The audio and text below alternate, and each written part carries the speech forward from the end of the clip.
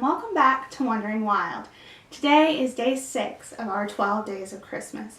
So we're going to talk about those 6 geese a-laying.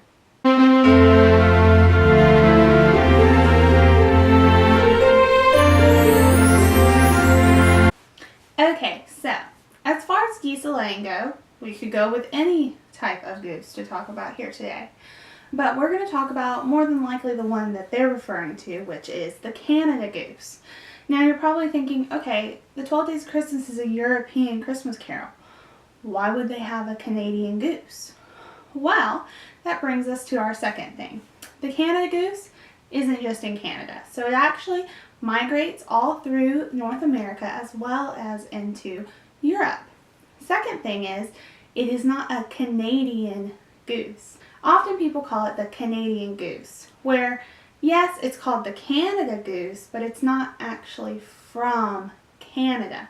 So that's just a little tidbit of information that if you're talking about this particular goose species, it's Canada goose, not Canadian.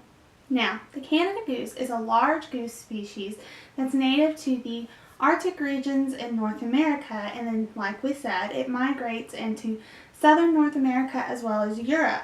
Now this is a large goose species. It stands about 3 feet tall with a 4 to 5 foot wingspan.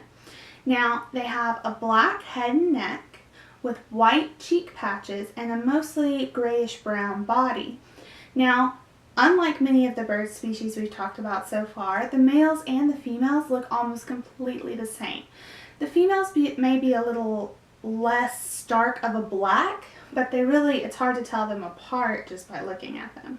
Like most goose species, they're found mostly near fresh water, and they're mostly herbivorous. So they're going to eat aquatic plants as well as grasses and things found around the side of fresh water. Now, these geese in particular are very good at living in human environments. So what I mean by human environment is one such as a city or even a rural area where we as humans have changed the landscape. Now, for many animals, this is kind of a bad thing. They can't find the food they need or the shelter they need. But Canada geese have made this their home. So they often set up breeding colonies in urban areas near parks or golf courses or even neighborhoods that have a lot of landscaping. And because of this, there's a lot of abundant food and few predators. So it's really the perfect place for them. This has also caused a lot of Canada goose populations to stop migrating. So if you were to live in North America, maybe on the eastern seaboard, and you live near a park, you probably always see Canada geese. Now, the thing is, you don't just see them when they're migrating to your area, you probably see them all year round, and that's because it's probably warm enough where you are that they have no problem staying here all year round, as well as the fact that there's an abundant source of food and really nothing's trying to eat them. Now, if the Canada goose is still migrating, you've probably seen it. They migrate in a V-shaped formation. Now, this is actually very important because it's very aerodynamically efficient, causing them to use up less energy when flying long distances. So the reason this is so efficient is because the bird at the very tip of the V breaks through the air first. Then he causes what's called an upwash off his wingtip. This basically is a flow of air off this bird that actually helps this bird behind him or to his side off his wing to lift more easily. And then this bird does the same for the bird behind it and the bird behind it and so forth. Now, really the only bird that doesn't benefit from this is the bird at the tip of the V.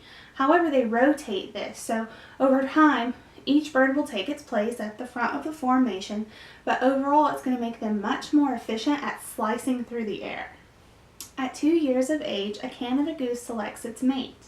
Now, Canada geese are monogamous, so this means they select only one mate.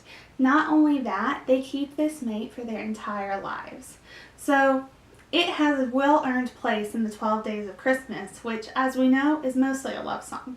I hope you enjoyed day 6 of the 12 Days of Christmas. As always, my sources are found in the description box below, and if you liked what you saw here today, please subscribe to the channel and give us a thumbs up. And as always, stay wild and never stop wondering.